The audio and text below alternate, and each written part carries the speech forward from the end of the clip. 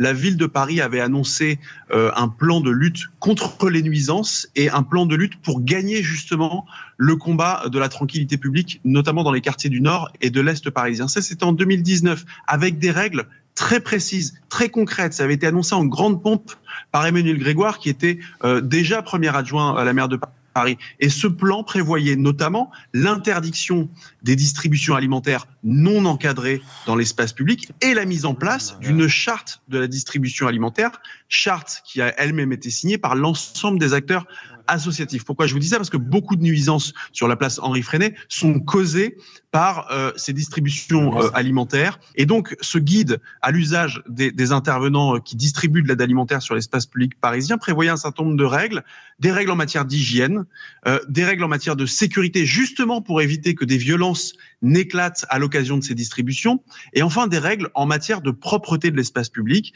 qui imposaient aux intervenants de s'assurer par tout moyen, je cite par tout moyen, la récupération des déchets qui résultent des distributions. Et il y avait des sanctions qui étaient prévues. Les sanctions prévues, c'était d'une part la verbalisation des associations qui ne respectaient pas ces règles qui étaient édictées, et même, pourquoi pas, leur interdiction. Et Emmanuel Grégoire avait dit, en bombant le torse bien évidemment, comme à son habitude, que la mairie n'hésiterait pas à déclencher une guérilla, je cite, une guérilla juridique contre ceux qui posaient des problèmes importants en matière de distribution alimentaire. Merci beaucoup, Pierre Licia. Place Henri Freinet, toutes les distributions contreviennent aux règles qui ont été elles-mêmes édictées par la ville. Toutes.